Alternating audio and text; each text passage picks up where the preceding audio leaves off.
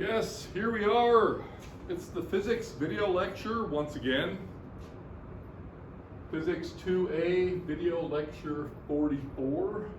Oscillations we did last time, pendulum, resonance, and even more today. So again, we've got the confusion of oscillating objects here, and we'll go through them one by one. Something a little different this time. This here is a crowd pleaser.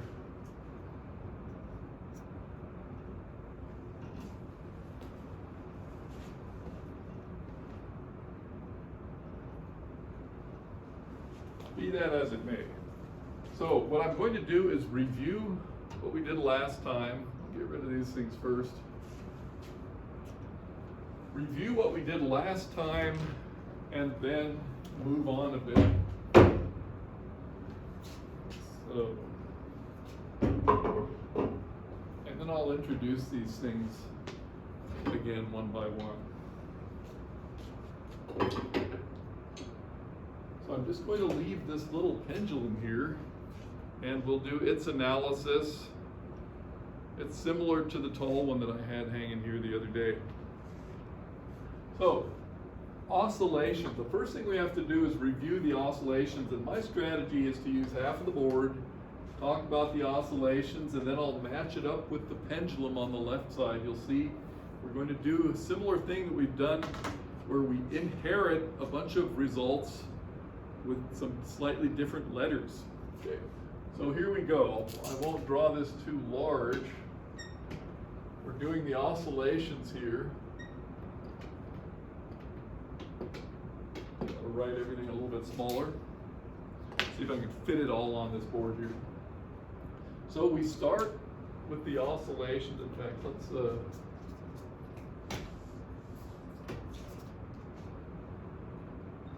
put this here. I'm talking about the mass on a spring. So we have that car on a track. We've got a spring with spring constant K. We've got a car mass M. We're on the x-axis. We'll put an amplitude there. And what we have is, for Newton's law, I'm going to write it in this form: mass times acceleration is equal to the net force. But of course, it's the force due to a spring, which gives us, for Hooke's law. Now, I'm going to put two derivatives here. A second derivative, even though this isn't a calculus base class, that's the acceleration. You guys could actually play around with this if you've had some calculus. Is equal to minus k times x. So this is the actual Newton's law that we're interested in solving. And what we found was that x of t can be written amplitude cosine of omega t. And there was an added phase factor in there. We're not going to worry about it. It's a slightly more general version of this. Cosine omega t. Omega is equal to the square root of k over m. And t, period, is equal to 2 pi square root m over k. Okay, that's the period.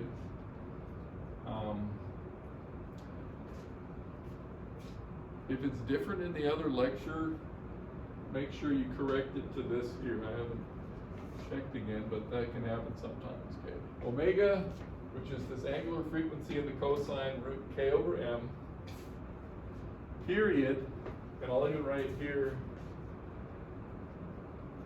because omega t is equal to 2 pi.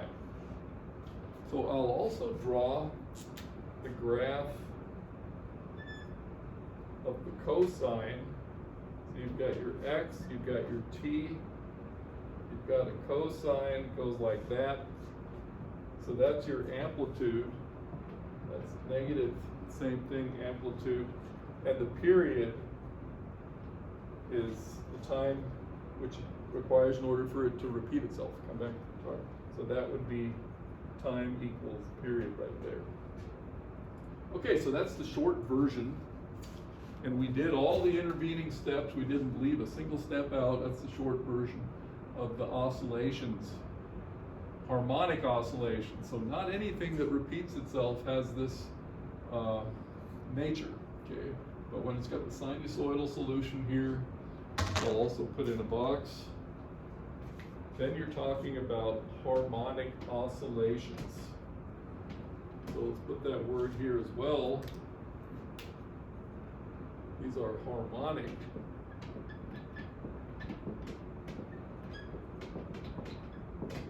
oscillations, okay. Huge subject. So now, what we're going to do is analyze what's called the physical pendulum. So the simple pendulum would be a mass on the end of a string, but this is just some solid object that can oscillate, rotate. In fact, this one can, rotate all the way around. But it also does what are called small oscillations, just like a mass on a string. And so we're talking about the physical pendulum. So I'll put a couple of terms down here for you. So pendulum, if you're talking about the pendulum, it's a point mass M on the end of a string of length L, and it just oscillates back and forth. That's another color here, right? Back and forth. And the dynamical quantity of interest is the angle theta. So that would be the pendulum. The physical pendulum is anything, so not there. Physical pendulum, and this is the one we're going to analyze first. So the physical pendulum, this is an example of it, is just anything. For example, say you had a board and a nail here, and you could nail it up against the wall and it could swing back and forth. That would be a physical pendulum. So we're going to begin the analysis of this is called the simple pendulum, with the physical pendulum. Looks a little more complicated. In a sense, it's actually simpler. Here goes the analysis. And Newton's law for rotating objects. That's the first thing we're going to write down. And you guys recall I times alpha is equal to the torque. Okay. If we compare that to this, we remember, right? The moment of inertia was the mass substitute. This was the second derivative of the angle. There's the torque. So we're going to go down a line and we'll say I times the second derivative of theta with respect to time. And now we have to ask, what is the torque? Okay, there's the center of mass. There's an mg. And I'll call the distance from the axis of rotation to the center of mass d. And then you can see that we have, and third color does the trick. We also have that angle in there. This picture's kind of small, but you guys can deal with that. We've got that angle theta right there. So what are we looking at? For our analysis here, we're looking at torque. It's a restoring torque. We'll call it a minus sign mgd sine of theta. Okay. So that's the restoring torque. D sine theta is this little distance, vertical distance to the little red line. That's D sine theta. And mg, of course, the mass times gravity is the weight. And that gives us that torque. So if you don't understand that, make sure you draw a bigger picture and do the analysis. It's all there. So mgd sine theta.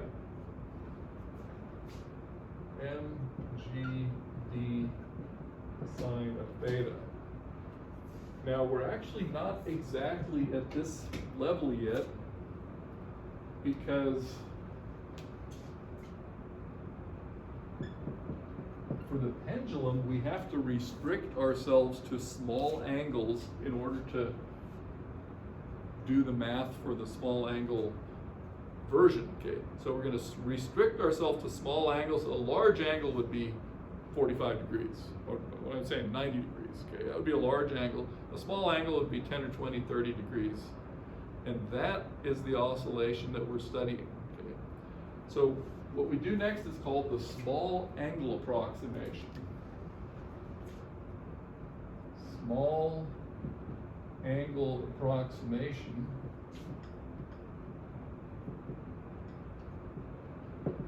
And the small angle approximation, you may remember from trigonometry, sine theta is approximately just equal to theta.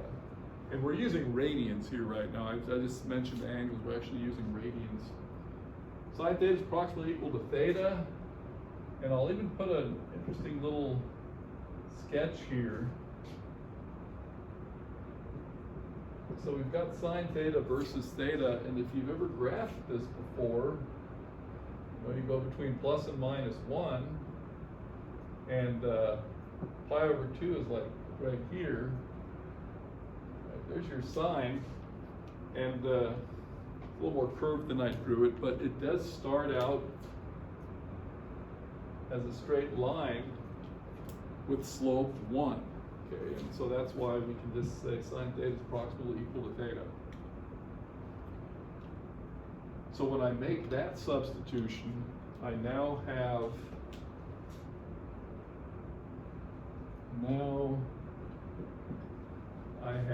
I d squared theta dt squared equals, by the way, there was a minus sign in here, minus mgd times theta. Okay, I'm going to put a box around that. That equation is very important. Only working with one board today, that's the way it goes. Okay, so that equation is the one we're going to compare to this one right here. So you can see it has the same mathematical form, except I have to substitute I for m. I have to substitute theta for x, and I have to substitute m times g times d for k.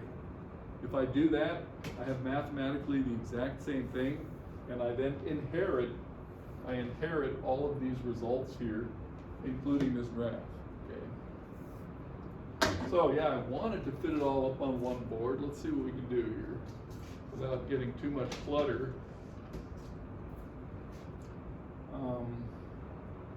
Yeah. So because these equations here are the same, I'll put a star next to each one. We've got star over here, we've got star right here. We're going to inherit the following results. Maybe we'll do them in blue. Theta of t is equal to, instead of a, I'll use the letter theta 0, cosine of omega t. So that's the solution, right? I just changed the name, so it's going to have the same, change the letter, it's going to have the same shape as this. But what is this omega going to be? So omega is going to be, I just have to do these substitutions. So k over m, and I said my k was going to be m times g times d, so it's going to be m times g times d. And what m was I there, so over I. So there's the new frequency of the physical pendulum. We're not done with this yet, by the way, but we can match these up.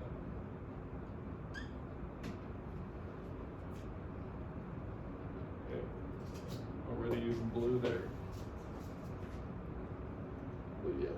match these up. We'll use black on this one. Okay.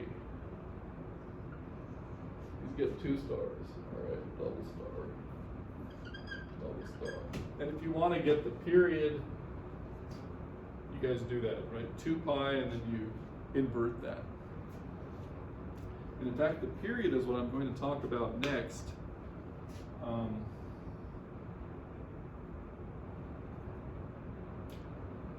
Good.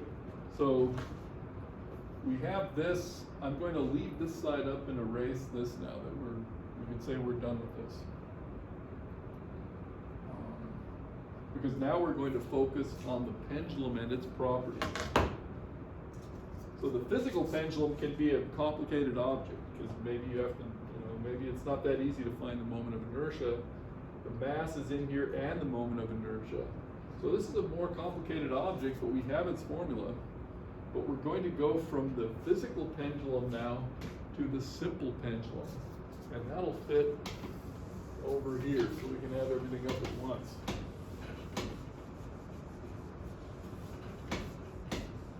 The simple pendulum I had here last time, it was here at the edge of the table, mass on a string. And that's what I'll discuss right now. So next,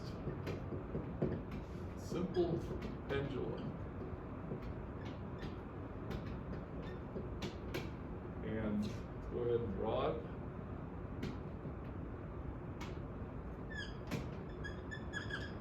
There's a mass. I'm going to go ahead and call this the length L as before. And we've got the angle theta there. And it just swings back and forth just like our physical pendulum does. Put this over here. Okay, what we want to know is the frequency and period of the frequency and period. We already have this function here, so we know it's that oscillation again. That's fine, sinusoidal oscillation. What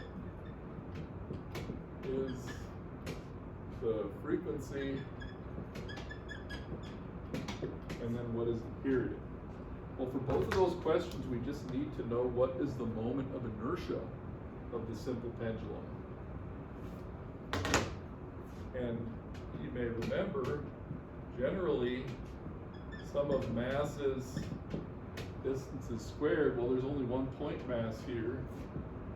So I is equal to ml squared. And we take that ml squared into this formula here. Omega equals root mg. Now that d is now L, it's the total length. Okay, so it's mgl divided by ml squared. And you're going to see the masses cancel. One of the L's cancels in one of the numerators, so we end up with G divided by L. Okay. Very important result. The frequency does not depend on the mass. So you build a simple pendulum, provided the mass is sufficient to overcome any air resistance, overcome any friction, the period will be independent of the mass. Then the frequency will also be independent of the mass. And I'll go ahead and put the period here. T is equal to 2 pi root L divided by G. Okay, so there we have them both. Period and frequency.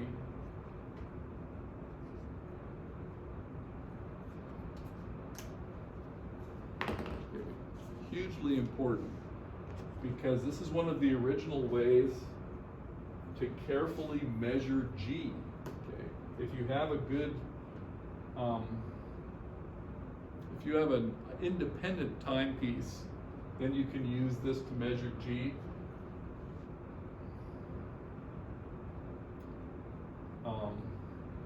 And on the other hand, the period of the pendulum is the basis of accurate timekeeping with the pendulum clock.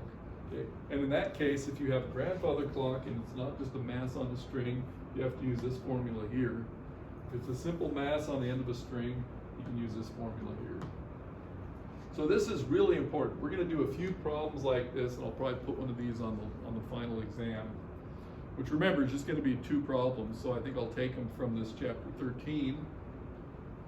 But we've got the frequency, and we have the period of the pendulum. The square root of L is interesting. Square root of L dependence. Okay, so now I'll go ahead and erase this side.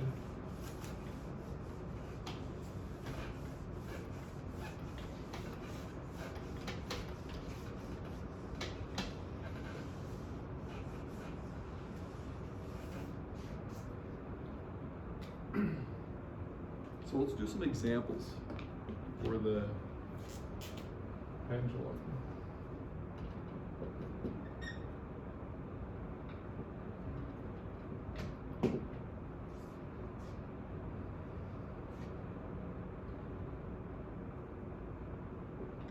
The 1 second pendulum. I don't have a calculator. You guys can fill in these numbers, but of course the 1 second pendulum, you always wanted to know what pendulum has a period of exactly 1 second. Well, T is 2 pi root L over G. So what you're going to do is solve for the length, because the period is going to be 1 second. So we solve for the length, so we have L over G is equal to T over 2 pi quantity squared. That's my first step. Just divide both sides by 2 pi, square it. So the length is equal to G T over 2 pi squared. And you know, you can put in your 9.8 meters per second squared, 2 pi, the quantity squared, and 1 squared, and the units will be meters. So what do we have here? 2 pi is about 6 point something, so 36 point something. It's roughly around 40. So 10 over 40, it's roughly 1/4 of a meter. Okay, so look it up exactly. Roughly 1/4 of a meter is the 1 second pendulum. Now the other interesting application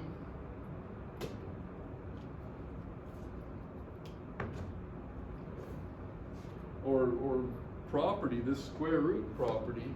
So what happens to the period when you double, triple, quadruple, etc., the length? Well, what you see is if you quadruple the length, you're going to take the square root of 4, which is 2. So that doubles the period. So if you've got about 25 centimeters for the 1 second pendulum, you get about 1 meter, very close to 1 meter in fact, for the 2 second pendulum. And always remember, the period is the time it takes to swing back, swing over, and to return again, right? That's the 1 period. So for a 25 centimeter pendulum, it's going to be 1001, like that. And for the 1 meter pendulum, it's going to be 1001, 1002 as it returns. So there's your 1 second pendulum. Also, just note, if L is replaced by 4L, then T goes to 2T. In other words, quadruple the length, double the period. And that's because of our, I'll put this in words. Quadruple the length, double the period. Okay, let me consult the clock over here.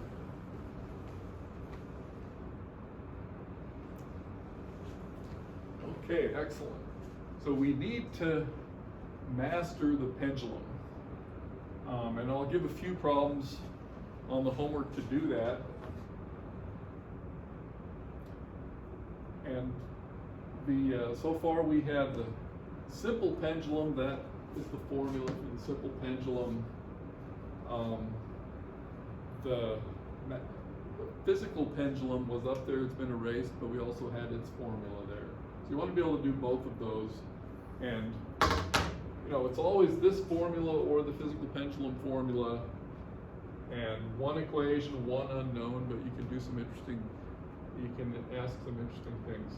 I think the one I'm going to assign has an interesting idea. Suppose you're in a big building and there's a rope hanging down, you can't even see where it's coming from. How long is that rope? Okay. The rope hanging down freely, and it's dark up there, you can't see how long the rope is. All you have to do is attach a mass to the end and then time its oscillation, and then you know the length of the rope, right? L G T over 2 pi the quantity squared. So you time its oscillation, you find the length of the rope. The other application is to measure G. Okay. We, here on Earth, we're pretty convinced that G is 9.8 meters per second squared. Up on the moon and up on Mars, it has a different value. And if you brought your simple pendulum up to Mars or up on the moon, and you had, say, a clock on your wrist to measure the time, then you could solve for G. Okay? You could solve for G and figure out what the gravitational acceleration is. Good. So I'm going to leave that there for now, maybe return to it when I assign some problems. So oscillations and pendulum. Now we want to talk about resonance and coupled oscillations and things like that. So I'm going to come back. Let's see which one we want to do first. I will do coupled oscillations first. This is a nice device. And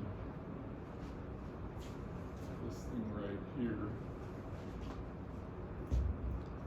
So yeah, I've got a couple different types of pendula here now, and let's open up some board space.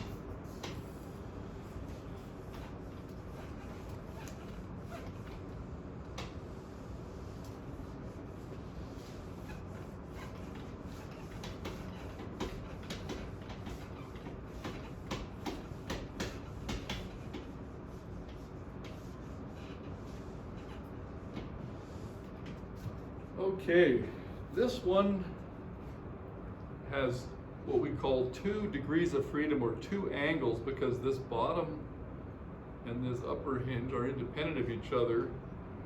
And so a coupled oscillation that we can actually calculate, at least our physics majors can, would be this thing right here. Okay. And there are 2 oscillations going on at the same time. Now, of course, if you do this here, it's just phenomenal, and that goes beyond what we were calling the small angle approximation. Okay, but you never get tired of seeing that thing. It's a distractor. So that's what we would call coupled oscillations, more than one at a time. And I'll bring this one in as well. This is a different kind of coupled oscillation. I had just briefly shown this the other day. And the thing is, it has a vertical oscillation, which is just mass on a spring. So whether or not it's horizontal or vertical, it's the same formulas. However, it also has what's called a torsional oscillation. I twist this thing, twist it and let go, and it does that. Now those 2 oscillations act on each other, and I'm just going to start this one torsionally and let it go for a moment. And what happens is it completely converts to a vertical oscillation. In fact, I gave it too much amplitude. There we go. And now the torsional mode kicks in again, and eventually it's going to come to a dead stop. The vertical motion will cease completely right about now. Okay, there we go. That's what it started with, and now it'll repeat itself and move back into a vertical oscillation. So those are coupled oscillations as well. And of course, there's enough friction in here for it to die down. It won't go on forever.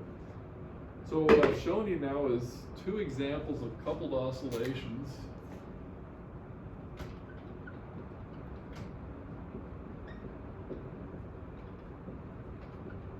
Now the third system, the one that remains here in the middle, is the one I'm going to do in more detail. Because what I have here is two pendula. These are almost simple pendula. Most of the mass is here in the bottom. They're connected by a spring. So we have to start, first of all, by looking at it with no spring. And then they're the same. They've been designed to be the same. Okay, they'll swing with the same frequency. Pretty close to what a simple pendulum is. We don't have to worry about the difference. And I think that's pretty convincing that they have the same frequency. Okay. Same period, same frequency. Okay. So we have two pendula. So there's more to it than that, though. What happens when I connect the spring, or I connect them using the spring, now these oscillations are no longer independent. Whatever one does, the other one feels. Okay. So I'm going to go ahead and draw this for us. Put this on the side.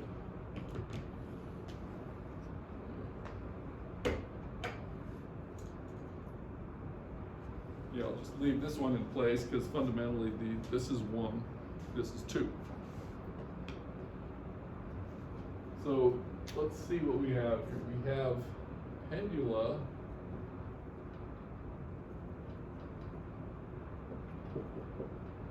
Both mass M, length L, but they've been connected by a spring.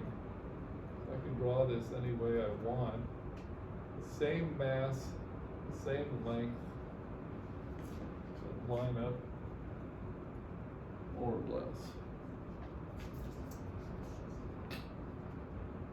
More or less. Yeah. But connected by a little spring here.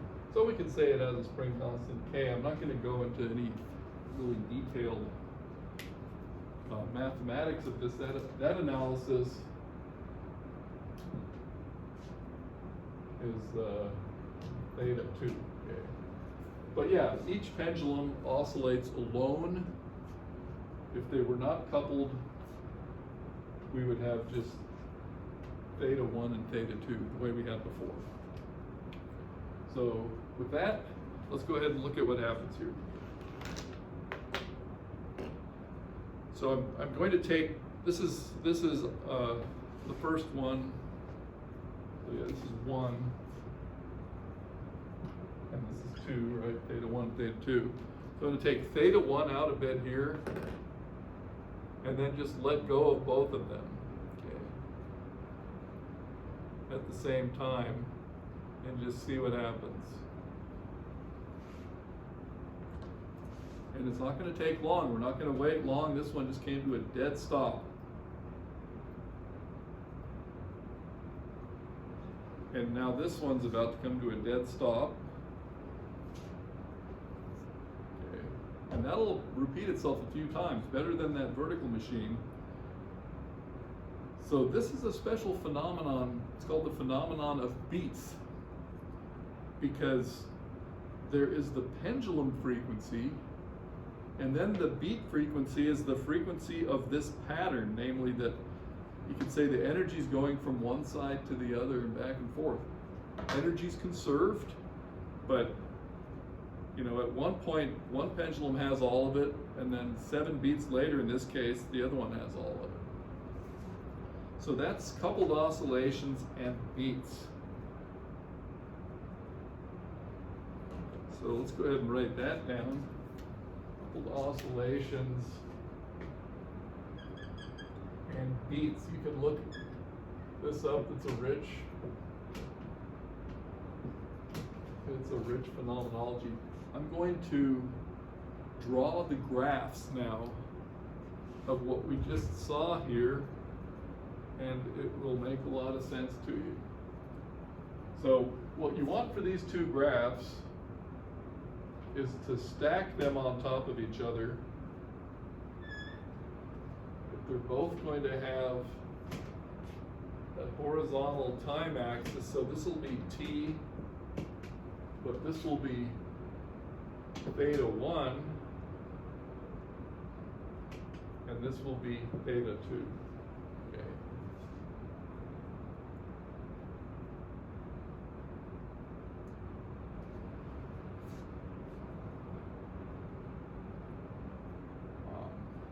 And yeah, what we'll do is we'll put plus minus theta naught and plus minus theta naught.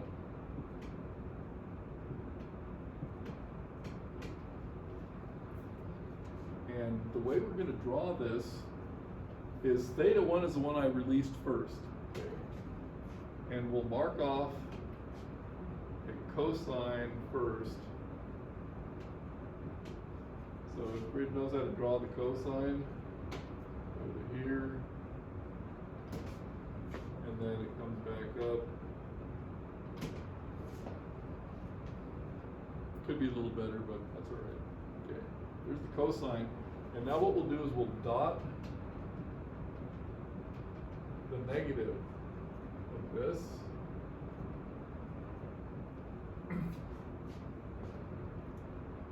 And what we saw, do this in red, was that, and I'll show this again, this one starts moving and comes to a dead stop after like a half a dozen beats, right? Dead stop. So that is this point right here. So we have oscillations. So this is the actual, the red is the actual oscillation. Comes to a dead stop. So directly under here, let's go ahead and graph what theta 2 is doing.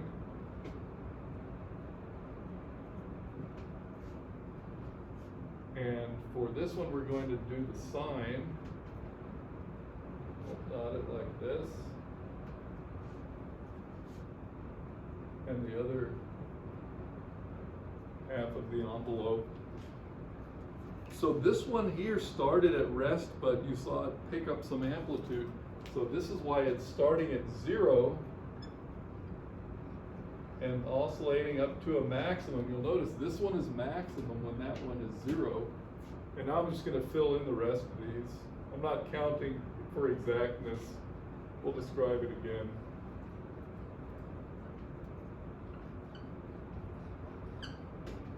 And we have this top one, let's fill this in as well. So these red ones that I'm drawing, I could remind us. Yeah. Red one is cosine omega t, just from the pendulum. That's the red one. Now this envelope here, that's the beat period and the beat frequency, this pattern of decreasing and increasing and so forth. So let's carefully match these up now. So I've got a minimum here, okay, how about blue? I've got a minimum here and a maximum here, okay? I've got a maximum here and a minimum, and a maximum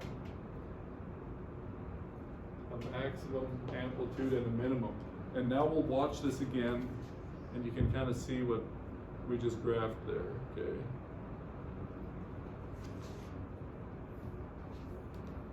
See, this one just hit it, it's about to hit its minimum right there. This one's going full blast. And minimum there, that one's going on full. So here's one other thing this device has. I can make the connection up here in the middle. Make the connection in the middle, and you guys are thinking, okay, there's less torque. Okay, there's less torque because there's less lever arm. And let's see what that does to the beat phenomenon, the beat frequency. And what you'll see is we get the same phenomenon, but it takes quite a few more oscillations in order to happen. Okay? So when you make the coupling weaker, and there it is, came to a stop, and now this one's moving.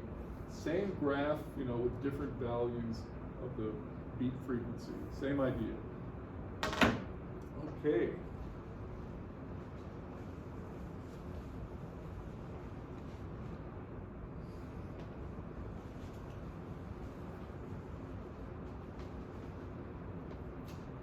One more topic. Just realized we're getting short on time here. So yeah, that was, you know, oscillations, pendulum, and more because of the beat phenomenon, okay? But we want to talk about resonance. That's our last topic here. And I brought in this very interesting machine. This is actually the all-time resonance demonstration, but what is resonance? So, good, we'll leave that here.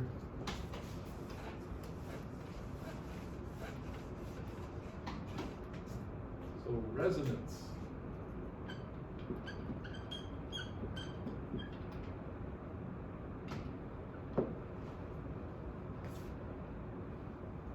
First of all, we have to talk about driven oscillations. Now, up until now, I just got the oscillation moving and then I leave it alone, okay? So we have an initial condition, let go, and then we just observe.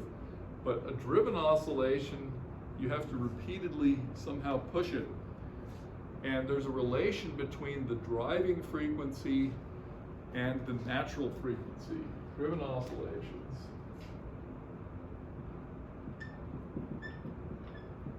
Actually, I should do it the other way around. First of all, the natural frequency is the frequency that we've been talking about all this time. So, natural frequency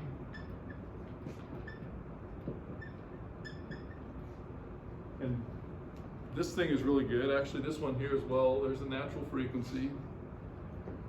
Now these three, I just pluck it, and you can see it's oscillating, and you could count out the natural frequency or the natural period. Shorter spoke, faster, shorter period, higher frequency. The third one, faster still. So what I'm going to do is drive this, and the driver is just the handle. Okay? Nothing fancy here. You don't need anything high tech. So I'm going to drive this thing. I'm going to drive it slowly with the natural frequency of the big one here. And the interesting thing is a very small driving force makes it go. This is resonance. I'm driving it with its natural frequency, and it's just oscillating. But you'll notice the other two are not oscillating. So when you drive an oscillator with its natural frequency, and this is the driving frequency. When these two match up, you get resonance. So this is really the great version of this. If I drive it with its middle frequency here, you'll see only the middle one moves, oscillates, and the other two are just at rest. Okay. So that's the resonance phenomenon. And if someone wants to come up here and drive this really fast, we'll be able to get that thing to move like that. Believe me, it works, but I need one of you guys to do that. So yeah, once again, there's I'm driving it with its natural frequency and only the middle one responds. So that's the resonance phenomenon.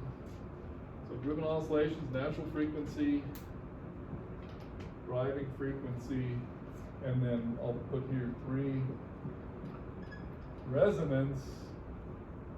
And what happens is we're actually putting a lot of energy into that particular oscillator. So resonance, comma, when the natural frequency equals the driving frequency. Equals driving frequency. Okay, so that's the resonance phenomenon. And here's something really interesting for you guys to look up. You'll find videos of the Tacoma Narrows. So let me put this out of the way for you.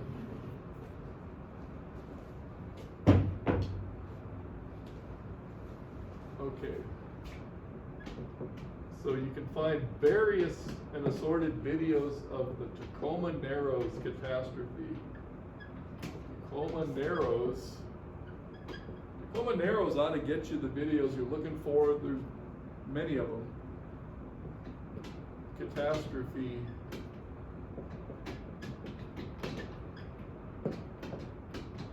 Tacoma Narrows catastrophe. That was a very large suspension bridge that was driven by not such a stiff wind, driven in its natural frequency, and the resonance was so enormous that the bridge was destroyed. You've never seen anything like it, okay? Look up the Tacoma Narrows catastrophe for an example of resonance.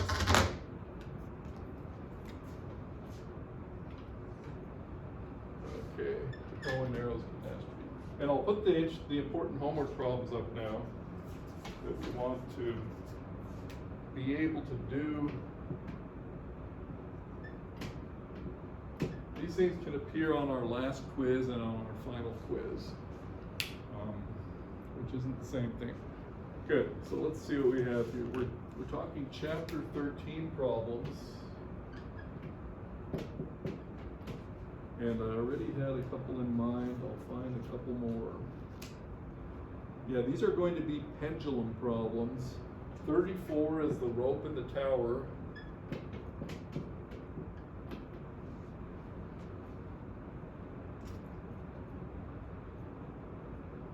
$35, pendulum, 2 questions, 2 pieces of information given, you can answer 2 questions.